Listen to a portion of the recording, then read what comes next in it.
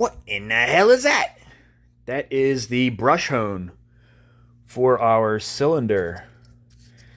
This is supposed to give us a mild hone. That's what that is. So, you guys are going to hate me. I know it.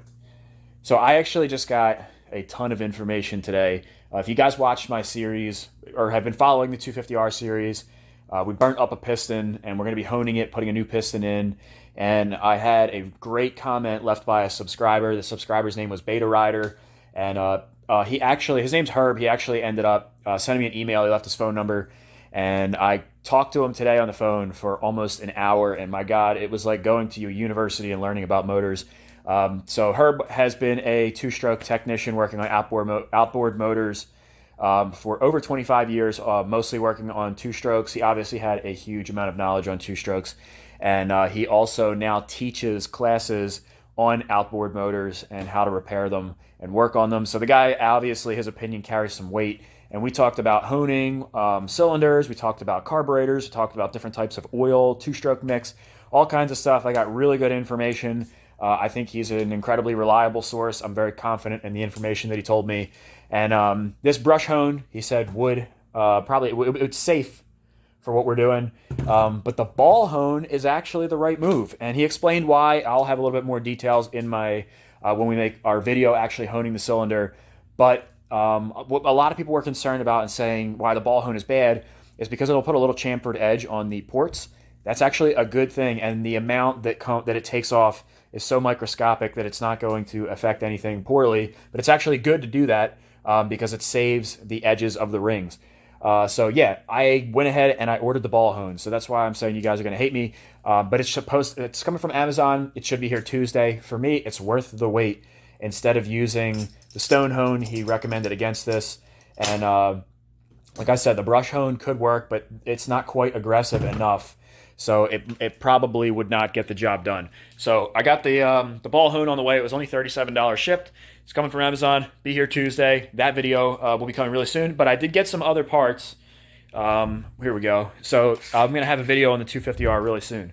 So I got, for one, we got this Trail Tech temperature sensor. You can see it's got this billet fitting that will go in place of our old school analog one. And then you have the digital readout. And this thing's really small. Trying to give you a comparison here.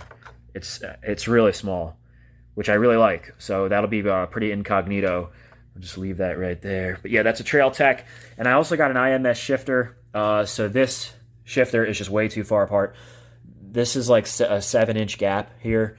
And I think traditionally it's supposed to be around 5 inches. That's what's on the Banshee, and the Banshee's comfortable to me. So I got a steel shifter, an IMS, and it's actually longer than this Pro Design one. I'm wondering if the Pro Design is a -1. So it doesn't really matter. What I did is I got this little cleat. It's like a shifter toe.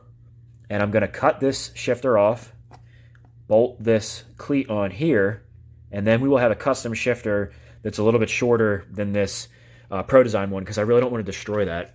And I've already, if you come up to the top, let me pull this in, you can see the pedal I've already brought back.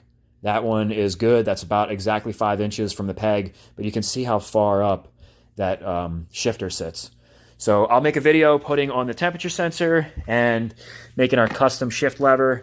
So there will be some 250R content really soon. I'm probably going to film that either tomorrow or Monday, and that video should be live Tuesday. Tuesday when I get my ball hone, I'll be making the video on the top end. We're going to get that thing running. I can't wait to run this thing.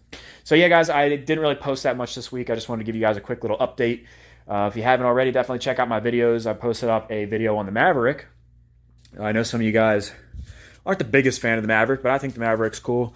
Matt Jones is on the way right now, Mechanical Hulk, and he's going to check out my mod.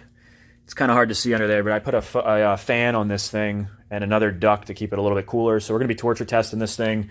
I don't know if we can take this to the trails right now, but there's a decent place to ride at Matt's. And if you go pedal to the metal, we were able to get it to overheat there. So if we can get it to not overheat, it will show that that fan and extra CVT duct actually did its job. So that's what's coming in the future. I love you guys. I will see you soon. Peace out.